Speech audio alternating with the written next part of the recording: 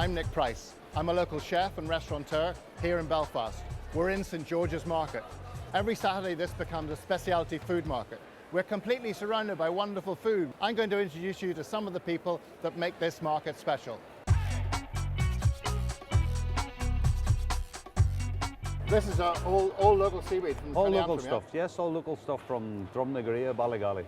So you actually gather this yourself, Robert, then? Yes, we're usually about 3 times a week in the water. I mean, the one most people are familiar with is the dulse. But you've other things here that I've never met before, like the sea lettuce. I've not come across that. What's the story with that? It's actually more calcium and iron than any other vegetable known.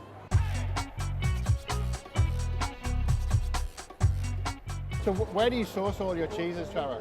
Well, I source them all direct from the farm. I try and deal direct with a cheesemaker and make the cheese at least once a year with them.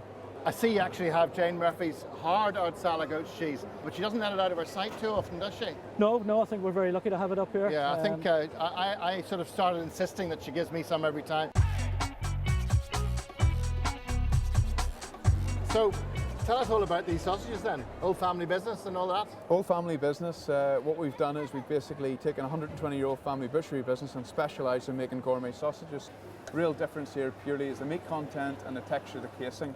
And also we tend to under-manufacture meat as I tend to over-manufacture. Yes. So you get more texture, more bite. Yeah. And this is an Italian recipe, which you know, Nick, you helped me pull together. But it's made with red wine, black pepper, and a true Italian flavour.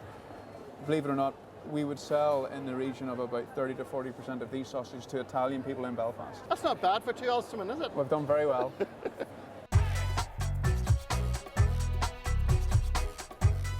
What would be the difference between the fresh and the dried? I mean, you know, I obviously prefer the fresh personally, but there are good dried pastas yes, out there, excellent, but a lot of dried pastas are just mass produced, and they taste that way. A good fresh pasta, and you cook it simply with a simple sauce, you feel as if you've had a really nice meal. Yeah, you don't feel bloated. You don't feel bloated. With regards to ingredients, you know, I can arrive here without oil. Get my oil from a trader here, I get my cheese from a trader here, I get my eggs from a trader here. Oh, lovely. Oh, that's lovely. The thing I love most about this market is the diversity.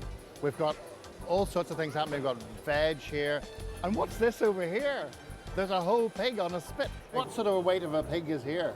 This is about 130 pound pig. Right. So, and you have to cook him, as you say, the night before. yeah, well, you cook it for about 8 hours. I mean, you can fly it off in about 4 hours. But it's not as succulent. That's it. I mean, you'll actually, you know, burn a lot of the juice off. But if you do it slow, it becomes so much more succulent and a lot more tasty. So, do people have favourite bits? It's sort of like, would you like lean meat or succulent meat? So you could say, you get a bit of the ham, it's quite lean. Yeah. Or a bit of the fillet, very lean. Or you could have maybe the belly, which is quite juicy. Belly would be a big favourite of mine, yeah. And the ears, maybe? What do you do with them? I mean, you could have the ears, but there's not a lot to eat, so you'd swap them with other market traders. Oh, so you get a bit of a trading thing going? When you trade maybe for some veggies or for some carrots, you know, this guy maybe wants a bone for his dog, or, you know. It's the way to do it, yeah. Something different. That's what it's all about.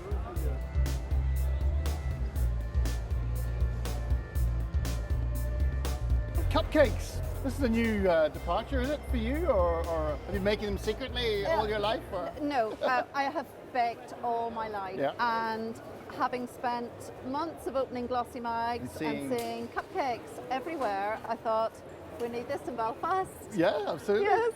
So well, here they're very are. pretty. They're wonderfully girly looking. I made them for Cliff Richard recently. Ooh. And they were just adorned with gold stars, lots of edible glitter, and chocolate and cream, and they looked absolutely wonderful, I've got to say, yes.